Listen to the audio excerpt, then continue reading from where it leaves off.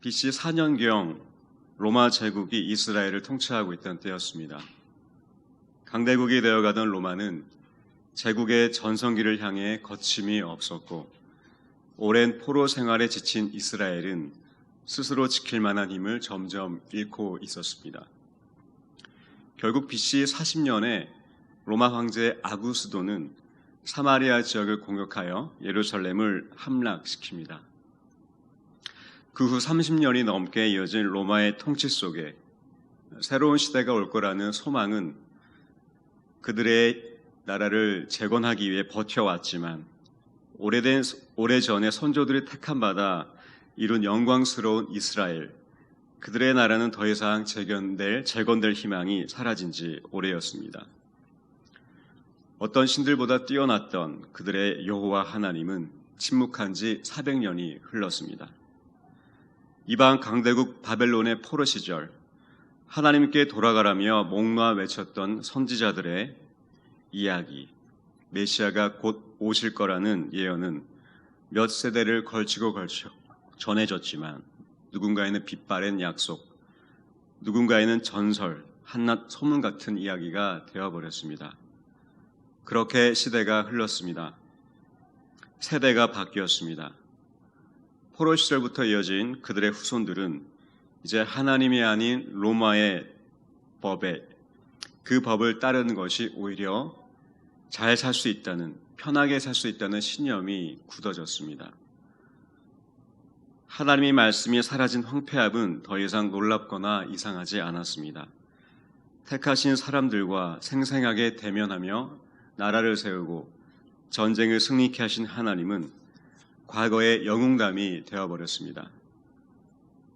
대제사장과 종교 지도자들조차 신앙의 유산을 그저 형식적인 풍습과 전통으로만 여긴 채 그들의 지위를 유지해 갔습니다. 평화가 임한 것 같았습니다. 아니, 그들에게만큼은 평화였을지도 모릅니다. 그런데 그때 그 평화가 익숙하던 예루살렘에 큰 소동이 일어납니다. 유대인의 왕으로 나신 이가 어디 계십니까? 동쪽에서 온 그들이 물었습니다. 거기서 별을 보고 경배하러 왔다며 급히 달려와 유대인의 왕을 찾기 시작했습니다. 오랜 연구와 관찰 끝에 발견한 별을 보고 급히 달려와 유대인의 왕을 찾기 시작한 박사들, 동쪽 페르시아 지방의 천문학자로 여겨지는 그들은 오랜 기간 별의 이동과 변화를 연구해 왔습니다. 박사들은 왕의 조언자로서 별의 움직임과 모양새가 신의 계시를 드러낸다고 믿었기 때문에 그 계시를 헤아리기 위해 수없이 밤하늘을 바라보고 또 바라봤습니다. 적막에 흐르는 캄캄한 밤, 몇 년의 밤을 지새우며 어둠 속에 머물던 그들의 눈앞에 유난히 반짝거리는 별 하나, 그 빛은 점점 또렷해지며 그 어두운 밤하늘을 환히 비추기 시작했습니다. 나의 생애에, 우리의 시대에 그 별을 볼 수 있을까 했던 그들의 소박한 바램은 그 빛나는 별 앞에 다시 벅차오르며 무언가를 확신하기 시작했습니다. 왕이 태어나겠구나. 드디어 그가 오는구나. 이 왕은 일반적인 왕들과는 다른 뛰어난 존재일 것이라고 확신했습니다. 분명한 계시였습니다. 그것은 이스라엘 백성들이 그토록 기다리던 메시아가 오신 것이었습니다. 그들은 점성술 연구와 유대 경전에 대한 이해를 바탕으로 메시아의 탄생을 알리는 그 별이 나타났을 때에 메시아가 유대 땅에서 태어났다는 것을 알게 되었습니다. 그러나 자세한 위치는 알지 못했기 때문에 먼저 예루살렘을 방문하게 된 것입니다. 그렇게 별을 따라 도착한 이곳 예루살렘, 마치 폭풍전야의 고요함 속에 있던 그곳에 박사들의 말이 울려 퍼집니다. 여러분, 유대인의 왕이 태어나셨습니다. 그분은 지금 어디에 계십니까? 우리는 그분에게 가서 경배해드리기 위해 동쪽에서 왔습니다. 그렇게 별을 따라 도착한 이곳, 그들의 이야기에 사람들이 주목하기 시작했습니다. 마태복음의 저자도 긴급한 모양이었습니다. 본문 2장 1절에서 저자는 한글 성경에 생략된 보라라는 단어를 사용하며 독자들을 급히 주목시킵니다. 이 장면은 마치 독자 여러분, 헤로드 왕 때의 베들레헴에서 예수님이 태어나셨습니다. 그런데 여러분 여길 보십시오. 동쪽에서 박사들이 왔습니다. 이것은 너무나 뜻밖의 장면이었습니다. 그만큼 박사들이 예루살렘에 와서 말을 건넸다는 것, 이 말을 건넸다는 것은 전혀 예상치 못한 놀라운 사건이었습니다. 박사들의 깜짝 방문, 이 뜻밖의 등장은 그곳의 모든 일상을 멈추게 하며 술렁이게 만들었습니다. 예루살렘이 요동치고 있습니다. 로마의 완벽한 체계와 질서 속에 있던 예루살렘이 흔들리고 있었습니다.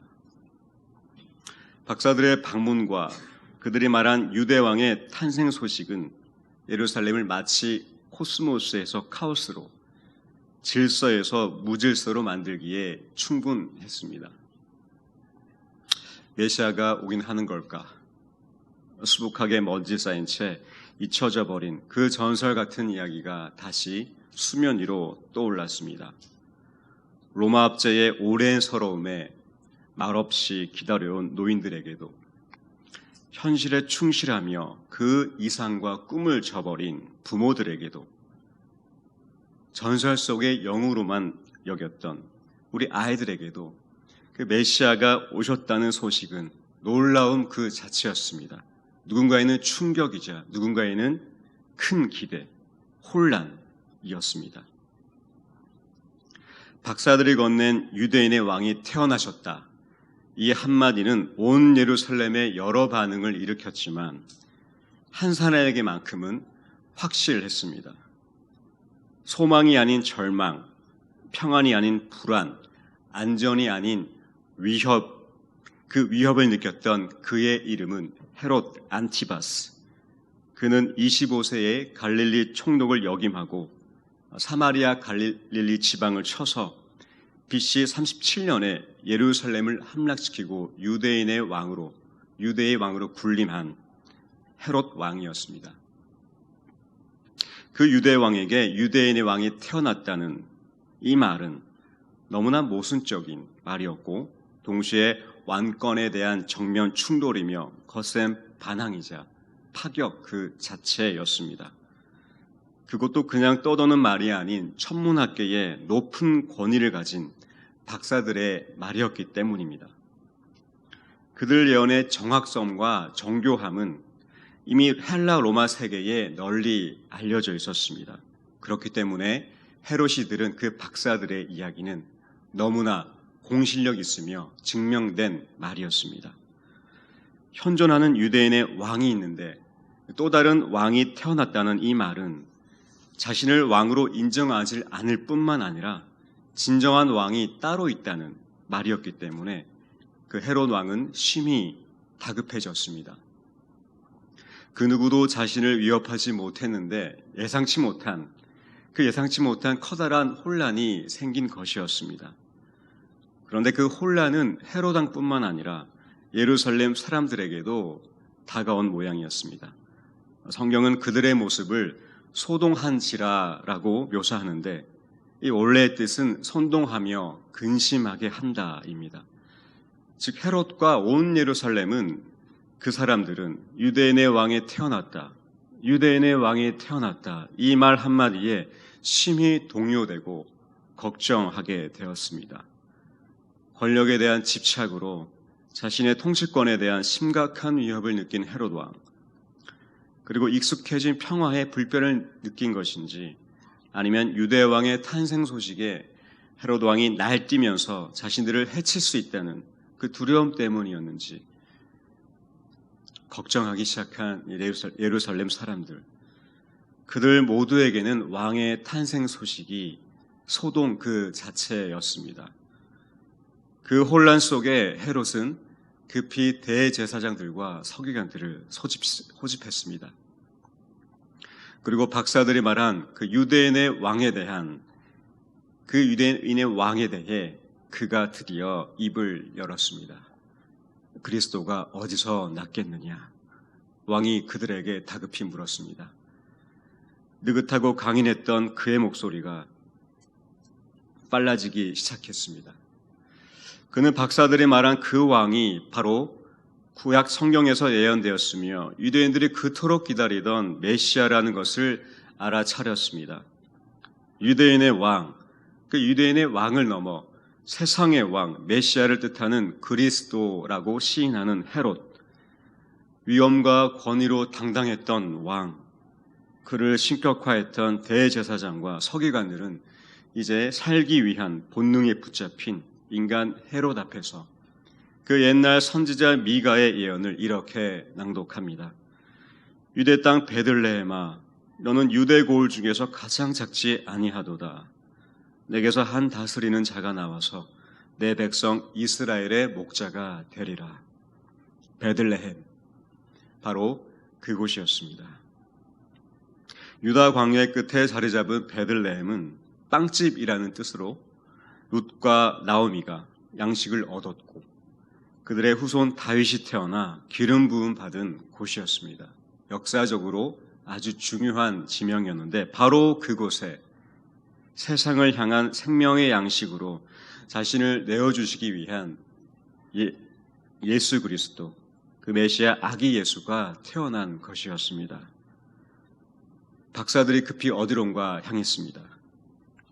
예루살렘의 소란스러운 군중을 지나 도착한 조용한 밀실, 그들을 둘러싼 무거운 공기 너머에 한 남자가 서 있었습니다. 그가 조용히 박사들을 불렀습니다. 아무도 모르는 비밀스러운 자리였습니다. 마치 거래라도 하듯이 박사들에게 그가 태어난 곳을 알려주면서 그들이 별을 발견한 때를 물었습니다. 언제 그 별을 보게 되었는지 묻기 시작했습니다. 그리고 그와 그들만의 약속, 그것은 태어난 왕을 찾게 되면 바로 나에게 보고하여서 자신도 그에게 경배하게 하라며 박사들을 그곳 베들레헴으로 보냈습니다.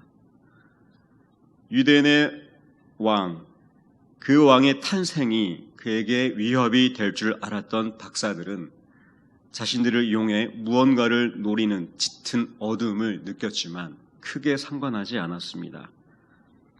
그들은 유대인의 왕을 경배하기 위한 단 하나의 목적, 그 목적을 이뤄야 했기 때문이었습니다. 그래서 박사들의 눈은 베들레헴으로 향했습니다. 그 또한 그곳을 바라보긴 했습니다. 목표가 같아 보였습니다. 그러나 목적은 분명히 달랐습니다. 그에게는 확인이었지만 박사들에게는 확신이었습니다. 그는 경계하기 위함이었지만 박사들에게는 경배하기 위한 목적으로 베들레헴을 바라보고 있었습니다. 같은 선상에서 다른 그림을 그리고 있는 그들, 소동하며 어수선했던 예루살렘 사람들 속에서 드디어 헤롯과 박사들의 은밀한 해동이 끝났습니다. 그렇게 예루살렘에서의 여정도 끝을 맺었습니다. 헤롯과 예루살렘은 크게 소동했지만 박사들이 발견한 새로운 목적지 베들레헴은 그들의 다음 여정을 안심시켜 주었습니다. 그리고 그곳 베들레헴은 동쪽에서 예루살렘으로 시작한 길고 긴 여정에 이어 그들의 걸음을 약속의 땅, 별이 멈출 그곳으로 다시 내딛게 했습니다. 예루살렘에서 남서쪽 약 10km 이내의 지점에 위치한 베들레헴, 그곳은 산으로 둘러싸인 고산지대였고 해발 760m쯤 되는 비교적 높은 곳에 있었습니다. 예루살렘과 베들레헴까지의 거리는 그리 멀지 않았지만 동쪽 페르시아 지방에서 예루살렘으로 가는 국경을 넘어서 베들레헴까지 간다는 것은 멀고도 험한 길이었습니다. 결코 쉽지 않은 길이었습니다. 베들레헴에 태어난 유대인의 왕을 보기 위해 길고 긴 길을 지나서 메마른 광야를 지나 거친 광야를 지났습니다. 그리고 고산지대로 접어들었습니다. 그곳에 그들 박사들이 걷고 있습니다. 빠르진 않지만 한 걸음 또 한 걸음 내디뎠습니다. 몇 달 전부터 시작된 긴 여정에 그 고단한 몸을 이끌며 그렇게 밤낮을 걷고 또 걸었습니다. 피곤과 싸워야 했고 밤낮 큰 일교차를 이겨내야 했습니다. 조금씩 지쳐가던 그들에게 무엇보다 그들의 마음을 낙심하게 했던 예루살렘의 풍경이 다시 떠올랐습니다. 유대야 왕의 탄생 소식에 누구보다 기뻐할 줄 알았던 예루살렘, 그러나 오히려 소동을 일으키며 난처해했던 백성들의 표정과 그 얼굴, 그리고 헤롯 왕의 알 수 없는 눈빛, 베일에 가린 그의 계획은 박사들의 마음을 안타깝게 했고 낙심하게 했습니다. 기대했던 환영, 그리고 로마의 압제에서 자유를 얻게 될 거라는 환호는 없었습니다. 수많은 그 인파 속에 유대인의 왕을 맞이하러 가는 영광스러운 출정식도 없었습니다. 외롭고 쓸쓸한 그런 길, 아무도 알아주지 않는 고독한 시간이었습니다. 이것은 마치 유대인의 왕을 홀대하는 기분, 이 기분으로 이 여정에 대한 그들의 확신마저 흔드는 것 같았습니다. 암흑 같은 어두운 길, 아무도 없는 쓸쓸하고 외로운 길, 그렇게 마음이 무너져가며 걸어가던 그때였습니다. 문득 앞서 있던 그 별을 다시 바라보는 순간 그들은 다시 깨닫기 시작했습니다. 박사들이 발견한 별이 이제 그들을 발견했다는 것을. 그들이 별을 쫓고 있다고 생각했는데 아니었습니다. 별이 그들을 이끌어주고 있었습니다. 이것은 누군가에게로 초대하고 있었습니다. 외롭고 험한 길을 걷는 박사들을 위해 그들을 문득 앞서가며 베들레헴으로 안내해 주고 있었습니다. 천문학의 기술로 발견된 그 별, 정확한 계산과 정확한 숫자의 측정으로 그 박사들 앞에 나타난 그 별, 그러나 그 단순한 하늘의 별 너머에는 학문으로 가늠할 수 없는 누군가가 있었습니다. 그것은 별을 움직이시는 전능자의 손, 그가 그 박사들을 발견했고 베들레헴으로 인도하고 있었습니다. 아무도 없다고 생각한 그 외로운 그 길에 온 우주와 만물을 창조하시고 베들레헴에 태어나신 하나님이 그들을 보고 계셨습니다. 그분이 나의 유일한 청중이었습니다. 나를 응원하며 그의 완전함으로 이끌어주고 계셨습니다. 그분은 그 길에서 이미 그들과 함께 동행하고 계셨습니다. 별이 그들을 비추며 인도한 것은 거대한 보호였습니다. 그 별을 바라보며 박사들에게 밀려오는 벅찬 감격, 그리고 커다란 존재 앞에 느끼는 경이로움은 긴 여정의 어려움과 예루살렘에서 느꼈던 그 아쉽고 안타까운 마음을 한순간에 밀어내며 기쁨으로 물들게 했습니다.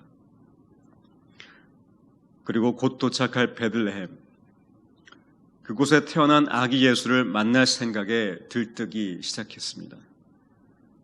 그리고 잠시 후 별이 마침내 아기 위에 머물며 그 아기 예수 위에 머물며 멈춰 섰습니다. 그 광경을 크게 기뻐하던 박사들은 저 앞에 멈춰선 그 별을 향해 다시 남은 발걸음을 내디뎠습니다. 메시아의 탄생을 확신한 그 힘찬 발걸음과 함께 그들의 대림절이 시작되었습니다. 네, 오늘은 대림절 셋째 주일입니다. 대림절은 성탄절이 되기 전에 4번의 주일을 지키며 주님 오심을 기다리는 절기를 말하는데요. 대림은 우리가 잘 알듯이 영어로 어드벤트라고 합니다. 이 단어는 원래 라틴어로 어드벤투스에서 유래되었다고 합니다.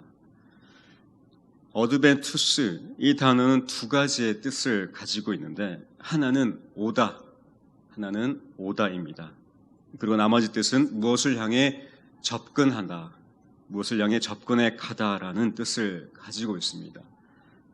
그래서 어드벤트, 이 대림은 우리에게 2가지 의미를 전달해 주는데요. 첫 번째, 주님이 우리에게 오셨다. 주님이 우리에게 오셨다는 뜻을 전달해 줍니다. 그리고 2번째로 우리가 주님께 접근해 간다. 이런 2가지의 뜻을 전달해 주고 있습니다. 그 옛날 박사들처럼 베들레헴 아기 예수가 오셨고 동시에 그들은 아기 예수께로 향했습니다. 아기 예수가 그 박사들에게 오셨던 것을 기념하며 그분을 보기 위해 박사들이 그 주님께로 접근해 간 것, 그것이 대림의 뜻이라고 생각합니다. 그 주님은 오늘날 우리에게도 오셨습니다. 그래서 우리는 주님께 접근하며 나아갑니다. 이것이 우리의 대림절입니다. 우리는 예수님의 오심을 기념하고 기다리며 그분께로 한 주 또 한 주 접근해 갑니다. 그리고 우리는 걸어갑니다. 주님께 더 가까이 걸어갑니다. 그래서 우리의 인생은 마치 대림절 같습니다. 이 4번의 주일은 우리의 일상이 되어서 주님 계신 영원한 날을 향해 이 땅에서 우리는 걸어갑니다. 그 길을 걸어갈 때 우리가 그 길을 걸어간다고 하면 누군가는 반겨주지 않을 때도 있습니다. 예루살렘과 헤롯이 소동했듯이 우리가 향해 걷는 주님 때문에 누군가에는 소동이 되고 혼란이 되기도 합니다. 또 누군가는 물어봅니다.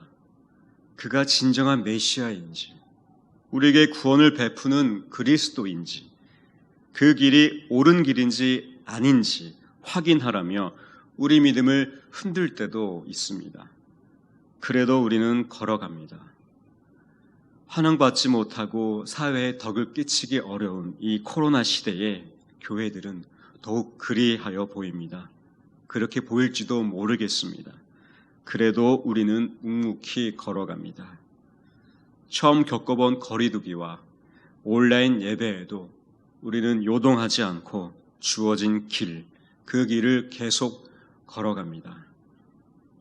우리의 길에 울려 퍼지는 승전가가 없어도 우리는 주님께로 한 걸음 더 내딛습니다. 환영받지 않아도, 증명해내지 않아도 우리가 할 수 있는 것은 그저 걷는 것입니다. 이 대림의 정신을 가지고 주님께로 접근하며 묵묵히 걸어가는 것, 그 길은 결코 넓지만은 않습니다. 이 길은 좁다고도 말합니다. 때론 외롭고 쓸쓸하며 슬프고 괴롭기도 합니다. 아무도 알아주지 않는 그런 고독함 속에 머물러 있을 때도 있습니다. 그러나 우리의 대림에는 그런 고백만 있지는 않습니다. 그 길은 발견입니다.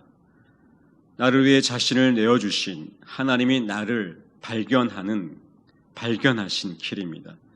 그 길은 초대입니다. 나를 위해 자신을 내어주신 하나님이 나를 초대하시는 길입니다.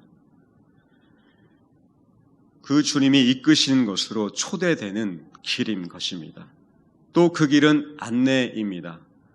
그 길을 걸을 때 때로 흔들리고 더딜지라도 주님이 우리를 그의 능숙함과 완전함으로 안내하시는 길입니다. 그리고 그 길은 동행입니다. 어려움 없는 삶을 약속하지 않으셨지만 함께 하겠다고 약속하신 하나님이 우리와 동행하시는 길입니다. 그래서 이 길에는 기쁨이 넘칩니다. 이 길을 걸을수록 예수님의 이 땅에 오심을 진정으로 기뻐하는 그 기쁨을 맛볼 수 있는 커다란 기회가 있기 때문입니다. 나의 유일한 청중, 천성의 그 응원 속에 세상보다 크신 하나님을 경험하는 감격이 있습니다. 예수 그리스도를 통해 자신을 계시하신 하나님의 구원이 바로 이 길에 있습니다. 이것이 대림, 우리가 걷는 이유인 것입니다. 대림은 우리를 걷게 합니다. 화려하거나 거창하지 않아도 우리의 걸음을 걷게 합니다. 반복되고 단조롭지만 이렇게 꾸준히 걷는 것은 정말 쉬우면서도 그러나 정말 어렵습니다. 지루합니다. 재미없을 때도 있습니다. 똑같은 일상, 똑같은 하루하루가 그렇게 우리를 만들지도 모르겠습니다. 그러나 대림은 우리를 걷게 합니다. 예수 그리스도의 오심과 탄생은 우리를 걷게 하는 가장 큰 이유이자 목적이기 때문입니다. 박사들이 향했던 예루살렘, 그리고 베들레헴, 그렇게 별을 따라 도착한 아기 예수가 태어난 그곳, 이제 우리가 향해야 할 곳입니다. 우리가 걸어가야 할 길입니다. 우리 함께 걸어가면서 그 주님을 향해 조금씩 접근해 갔으면 좋겠습니다. 그 길이 멀게 보이고 험해 보여도 주님께로 접근하는 긴 여정에 주님은 우리를 발견하십니다. 그 길의 여정으로 우리를 초대하십니다. 그리고 우리와 동행하시며 그 길을 안내해 주십니다. 2020년의 마지막 12월, 이번 대림절을 통해 우리의 신앙 여정에 대림을 깊게 새기며 우리의 삶이 대림절과 같기를, 주님께 접근하는 이 길에 한 걸음 더 내딛기를, 그렇게 계속 걸어가기를, 그래서 베들레헴에 멈춰선 별을 보고 아기 예수의 탄생을 가장 크게 기뻐했던 그 박사들처럼 우리도 그렇게 기뻐하기를 예수 그리스도의 이름으로 축복합니다. 이제 우리의 진정한 대림절이 시작되었습니다. 기도하겠습니다.